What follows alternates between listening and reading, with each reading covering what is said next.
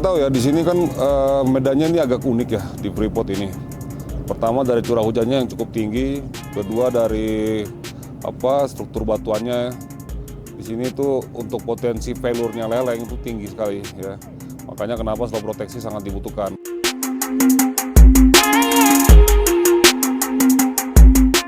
Yang pertama ground failure ya. Ground failure artinya di mana kita sebagai penangan longsor yang ingin memproteksi tapi gagal. Nah, itu yang perlu kita antisipasi.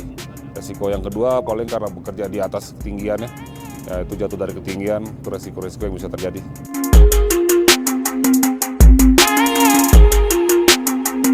Jadi nanti pasti ada namanya preliminary inspeksi bersama ya, joint survei bersama dengan user.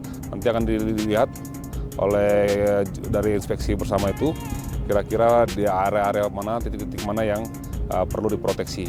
Dan tentunya nanti akan dibantu dengan data-data yang dari mereka sampaikan, data geoteknikal.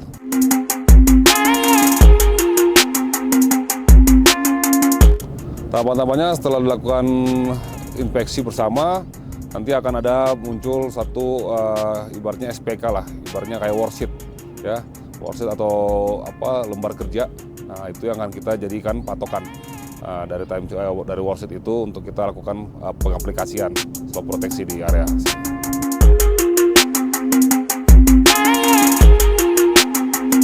Ini soil nail injection ya, grouting ya, di mana metode perkuatannya adalah perkuatan aktif ya. Artinya perkuatan menggunakan semen yang disuntikan ke dalam area lemah atau area void di dalam batuan ataupun dalam tanah.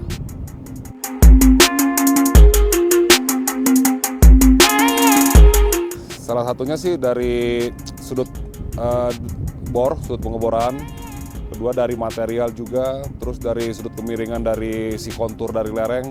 Nah, itu parameter yang bisa kita lihat ya, untuk bagaimana proteksi yang seperti apa yang kita perlu lakukan.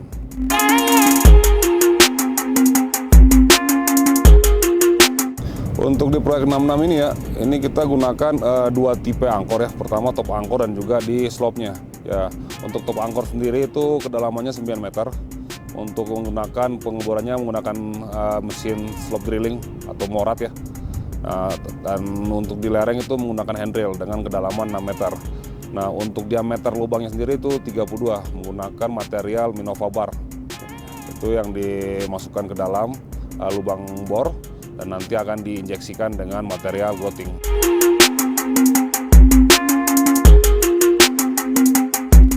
Ya, Tekomesh ini kurang lebih satu palet turun tuh panjangnya 30 sampai 40 meter ya.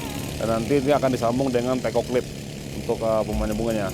Untuk menguatkan atau mensecurekan itu kita akan drilling dan nanti kita akan pasangkan baut dan juga plate-nya untuk merapatkan si Tekomesh itu sendiri.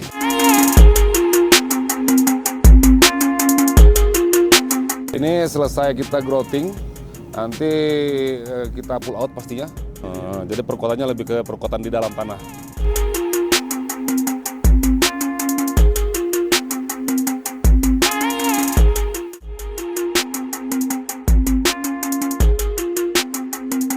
Di sini pertama karena kita bekerja di sekitar fasilitas umum ya, dalam hal ini kan kita bekerja di helipad ya.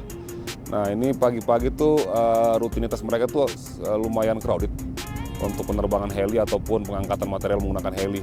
Jadi teman-teman tuh harus standby dulu kurang lebih 1 sampai 2 jam ya. Nah, setelah itu baru kita bisa kerja. Nah, dan juga di sini kondisinya kita bisa lihat sendiri ya, sudah mulai berkabut. Jadi maksimal untuk kita visibilitas juga akan terganggu. Nah, tapi selebihnya aman-aman sih.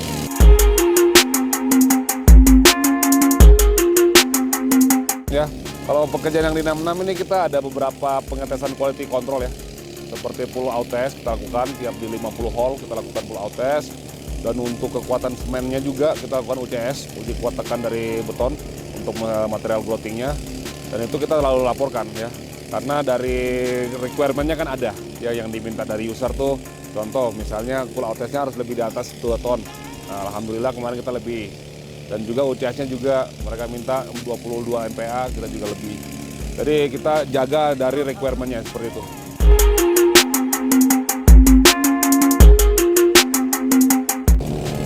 Baik, Baik, yang pastinya sih saya dibantu oleh tim saya ya. Setelah itu saya mulai melakukan inspeksi, inspeksi dan juga peninjauan pekerjaan berkualitas atau PJO ya, orang bilangnya plan job observasi. Dari semua itu setiap minggu saya review. Kita lihat apa yang di minggu ini yang kurangnya apa, kita akan improve di minggu berikut, dan di minggu ini apa yang sudah bagus kita akan jaga. Jadi lebih ke bagaimana menstabilkan pekerjaan ini supaya tetap aman lah dan selamat.